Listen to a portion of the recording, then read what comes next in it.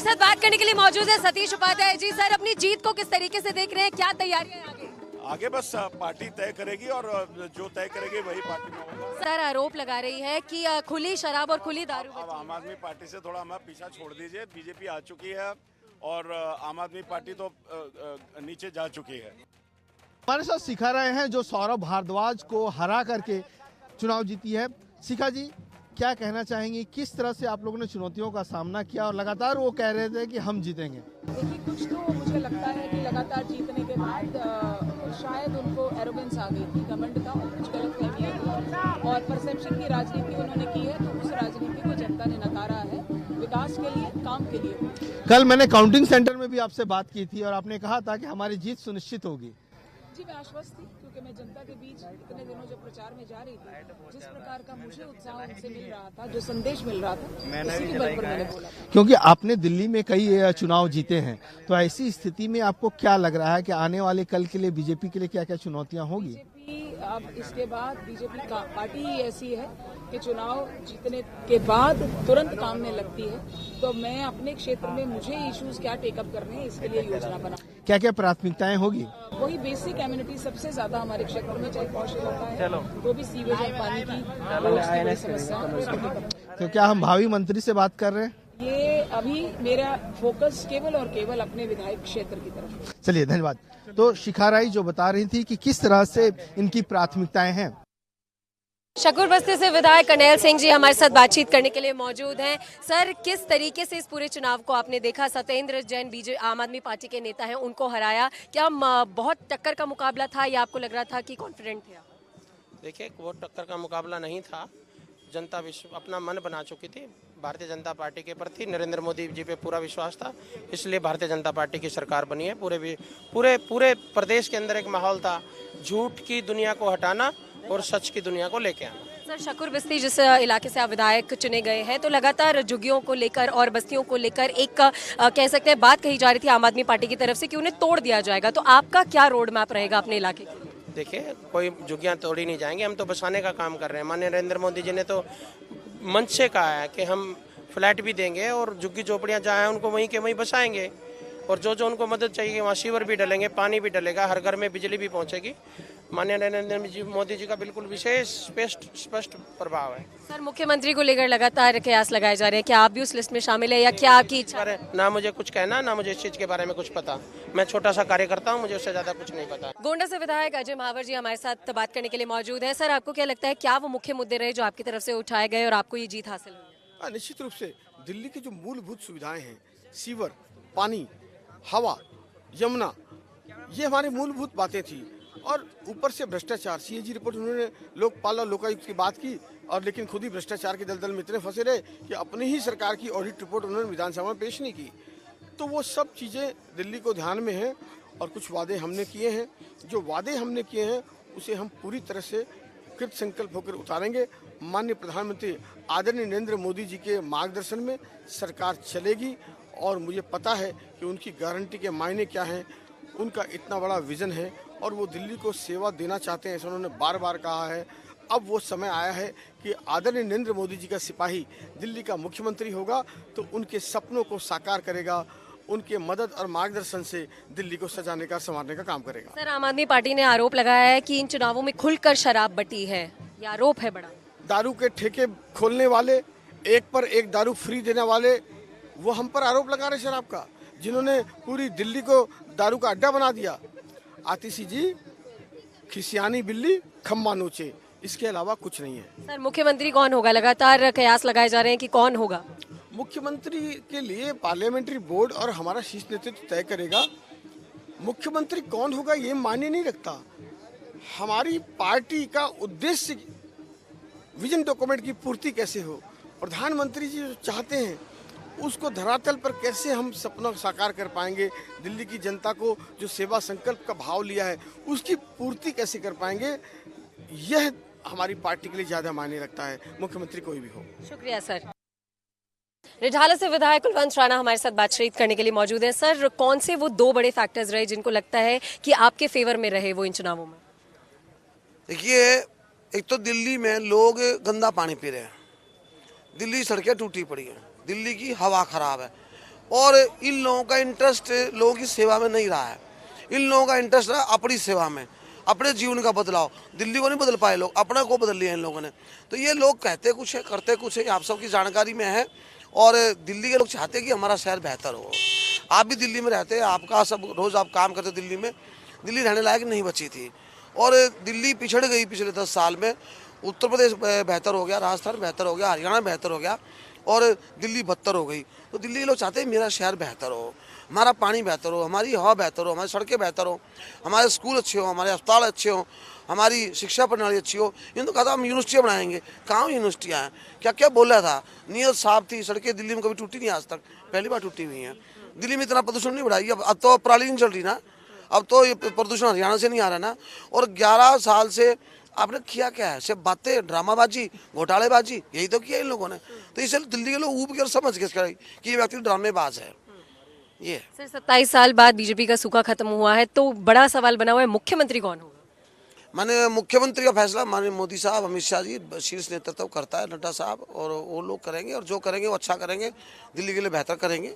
शुक्रिया सर बातचीत करने के लिए। मौजूद है कस्तूरबा नगर से जीते हुए विधायक। सर किस तरीके से अपनी जीत को देखते हैं और क्या रोड मैप रहेगा कस्तूरबा नगर के लिए? रोड मैप तो मोदी जी ने तैयार कर दिया और हमारी पहली कैबिनेट में ये तय हो जाएगा।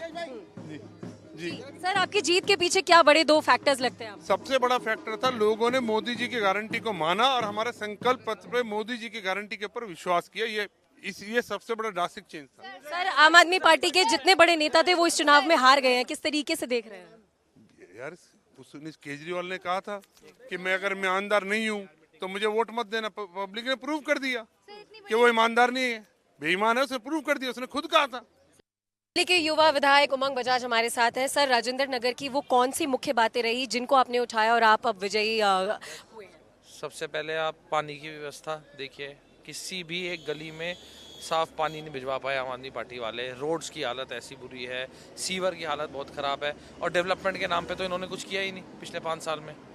तो ये सारी बातें हैं और जनता वहाँ के बदलाव चाहती थी राजेंद्र नगर विधानसभा का, और उन्होंने देखा कि नारायणा में पार्षद के नाते जो हमने कार्य किए वो बाकी दोनों जगह नहीं हो पाए। तो इस वजह से राजेंद्र नगर विधानसभा की समझ जनता ने मुझे मौका दिया कि मैं उन सबकी सेवा कर सकूं। सर आम आदमी पार्टी की बात की जाए तो आपके सामने दुर्गेश पाठक थे, उनको आपने हराया, लेकिन आम आदमी पार्टी के जितने बड़े नेता हैं वो सब इन चुनावों में हारे हैं। तो किस तरीके से आम आदमी पार्टी का ये चुनाव देख रहे हैं? तो उन्होंने किसी ने कार्य ही नहीं किया। सिर्फ टीवी में आना और झूठे वादे करने से आप चुनाव नहीं लड़ते। जनता काम मांगती है और मोदी जी की विजन है, मोदी जी की विकास की नीतियां है, इस वजह से इस बार ये बदलाव आया है। और आने वाले 5 साल में आप देखेंगे कि जो मोदी जी की नीतियां हैं उससे हम दिल्ली को कहां से कहां ले जाते हैं। लेकिन सर एक बड़ा आरोप लगाया गया आम आदमी पार्टी की तरफ से कि इन चुनावों में खुली दारू बटी है और खुले पैसे बटे हैं। सब झूठी बातें हैं, इन पे कोई सबूत है तो सामने लाएं। दुनिया आजकल हाईटेक सेवी हो रखी है। आप ये देखिए, फ़ोन सबके पास है, वीडियो सबके पास है, फेसबुक लाइव होता है, ये सारी चीज़ें होती है। अगर ऐसा कहीं कुछ हो रहा होता तो ऐसा कुछ ना कुछ तो आपके सामने आता। आप भी ग्राउंड पे हैं, सारी मीडिया ग्राउंड पे है, कैमरा ग्राउंड पे है। अगर ऐसी कोई चीज़ होती तो किसी के तो सामने आती। सारे झूठे वादे, झूठी बातें, बेसलेस चीज़ें, इनका कोई तत्पर्य नहीं है। शुक्रिया सर बातचीत करने के लिए। कैमरा पर्सन दीपक के साथ मैं महेंद्र गनिया, न्यूज़ दिल्ली।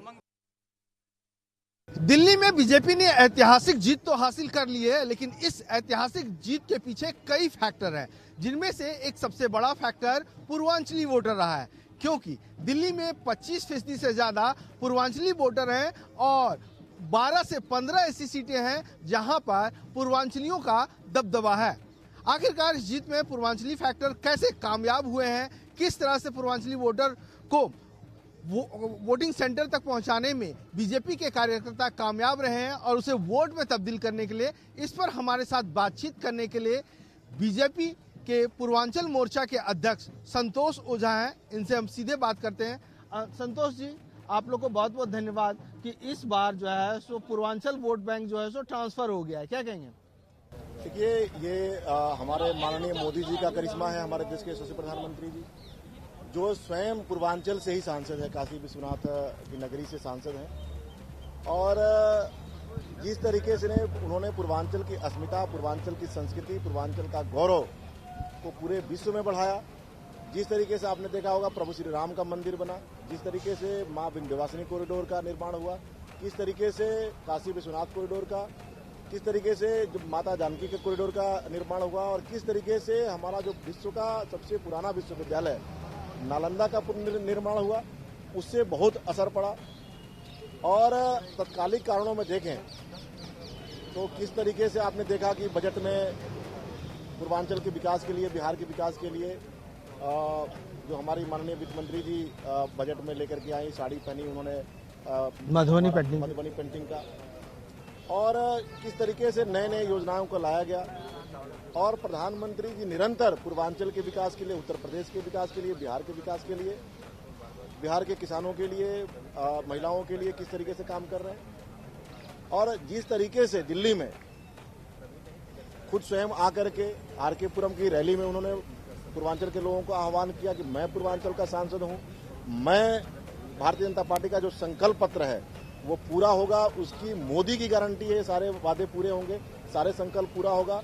और जो जन कल्याणकारी योजनाएं दिल्ली सरकार की हैं उन योजनाओं को जारी रखा जाएगा, बल्कि उसको बेहतर ढंग से लागू किया जाएगा। जब उन्होंने आके व्यक्तिगत रूप से पूर्वांचल के लोगों का आह्वान किया और गारंटी ली तो पूर्वांचल का सारा वोट पलट गया।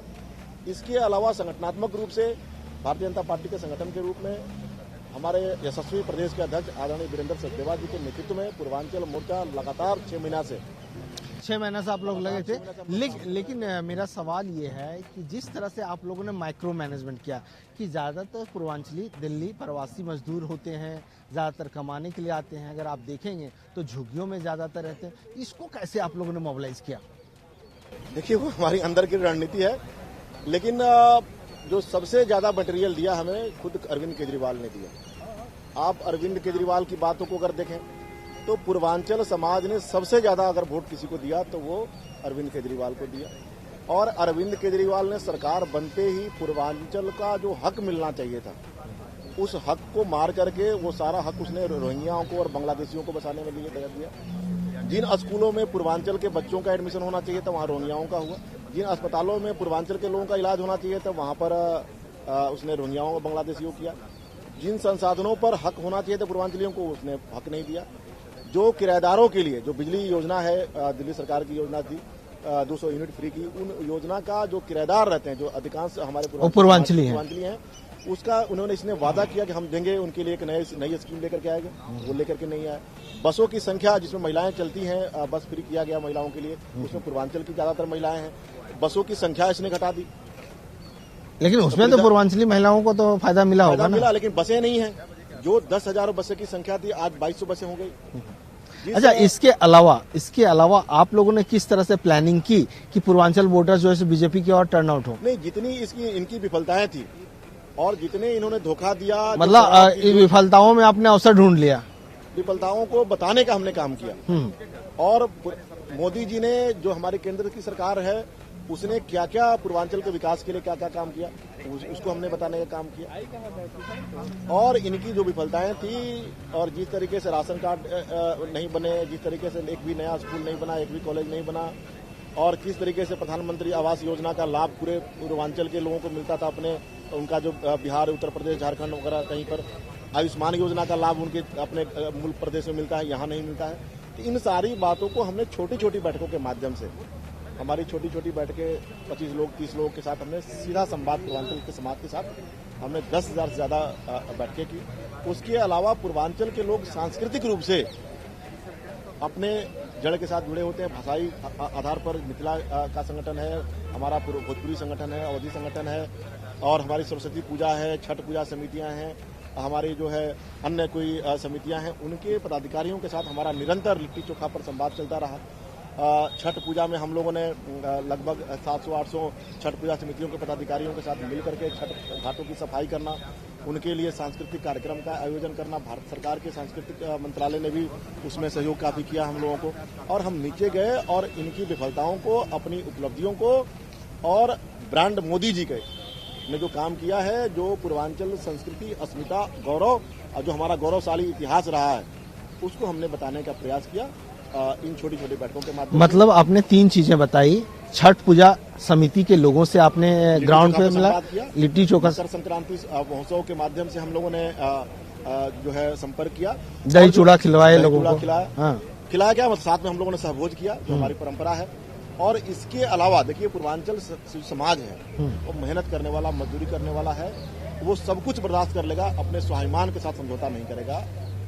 और जब पूर्वांचल के लोगों को, बिहार उत्तर प्रदेश के लोगों को अरविंद केजरीवाल ने कहा कि ये फर्जी वोटर हैं, तो पूर्वांचल ने अपनी इसको अस्मिता पे लिया और इसके लिए हमने पूर्वांचल स्वाभिमान सम्मेलन लगभग 70 के 70 विधानसभा में किया, कई जगह 2-2, 3-3 हमारे स्वाभिमान सम्मेलन हुए और लोगों ने आकर के बढ़ चढ़ के हिस्सा लिया। और अरविंद केजरीवाल ने जो धोखा दिया और जिस तरीके से शराब की नगरी के रूप में दिल्ली को तब्दील करके पूर्वांचल वासियों को शराब के नशे में धकेलने का जो प्रयास किया गया और पूर्वांचल के लोग प्रताड़ित होकर के बिहार में लालू यादव से और मुलायम सिंह यादव से जब दिल्ली में आए थे अपनी संस्कृति, अपनी अस्मिता को बचाने के लिए। क्या इसके अलावा आप लोगों ने पूर्वांचल के सांसदों को भी चुनाव मैदान में उतारा, विधायकों को और वहाँ के मंत्रियों को भी उतारा, और कितने? बिल्कुल जो है इसमें वैसे हमारा हर बार ही होता है, लेकिन इस बार विशेष रूप से हमारे पूर्वांचल के, उत्तर प्रदेश के, बिहार के सांसद भी, विधायक भी और वहाँ हमारे वरिष्ठ जो संगठन के नेता हैं वो सब लोग आए। पूर्वांचल मोर्चा के हमारे कार्यकर्ता साथ में लग करके और एक सघन प्रचार अभियान जो हमारा चला और उसको हम कनेक्ट कर पाए और तब जाकर के ये परिणाम। 100 से ज्यादा होंगे वो लोग? ज्यादा थे, उससे ज्यादा थे। तो ऐसी स्थिति में पूर्वांचली तो बीजेपी के हो गए, लेकिन क्या बीजेपी? पूर्वांचली बीजेपी के ही हैं। अच्छा, पहले से ही हैं। देखिए हमारी एनडीए की सरकार उत्तर प्रदेश में है, हमारी एनडीए की सरकार बिहार में है। अब बाकी दिल्ली में थी वो हो गई पूरी। दिल्ली में सातों सीटें तो जीतते ही थे हम। हाँ। इस लगातार तीसरी बार जीते। इसने भरमाया था, इसने जो है पूर्वांचल के लोग भोले भाले लोग हैं। तो ऐसे में जो कैबिनेट बर्थ होगी उसमें आप पूर्वांचलियों का भी नेतृत्व होना चाहिए। बिल्कुल होगा। पार्टी जो है सभी समाज के वर्गों के लोगों का ध्यान में रखते हुए जो होगा वो उचित निर्णय आएगा और भारतीय जनता पार्टी कार्यकर्ताओं की पार्टी है, जरूर इसमें पार्टी इस पर विचार करेगी। दिल्ली में चुनाव जीतने के लिए बीजेपी को एक फैक्टर पूर्वांचल की जरूरत थी और इस बार पूर्वांचलियों ने जमकर के वोट किया है। और हमारे साथ पूर्वांचल विधायक जो जीत करके आए हैं विकासपुरी से, वह है पंकज सिंह। पंकज सिंह, इंडिया न्यूज में आपका स्वागत है। और जिस प्रकार से पूर्वांचली आप लोग के ऊपर भरोसा दिलाया है, आप लोग फिर कैसे भरोसा दिलाएंगे? पूर्वांचली ने 100% बीजेपी का समर्थन दिया है और समर्थन जब दिया है तो वो समर्थन को हम लोग पूर्वांचल क्या, हम भारतीय जनता पार्टी को जिसने समर्थन दिया है हम उसके साथ खड़े हैं। कार्यकर्ताओं ने हमारे पर विश्वास जताया है, लोगों ने हमारे पर विश्वास जताया है, क्योंकि दिल्ली का हालात जो बद से बदतर है उसको सुधारना है तो करेंगे। क्योंकि दिल्ली को बनाने में पूर्वांचलियों का बहुत बड़ा योगदान है। पूर्वांचली के लिए जो कर सकते हैं वो करेंगे। अब मतलब पूर्वांचली 100% अगर हमारे साथ है तो पूर्वांचली की सेवा करना हमारा धर्म है। मैं ही पूर्वांचल से आता हूँ, मैं भी बिहार से आता हूँ। एक छोटे से कार्यकर्ता को पार्टी ने टिकट दिया ना जी और एमएलए बनवाया। हम एक छोटे से कार्यकर्ता हैं, हमें पार्टी ने टिकट दी है, हम एमएलए बने, तो ये भी तो बहुत बुरी बात है। क्योंकि मुझे वो भी घड़ी याद है जब आपके पिताजी ने दिल्ली के लिए क्या कुछ किया और अब जो है सो आप पूर्वांचल के लिए करने जा रहे हैं।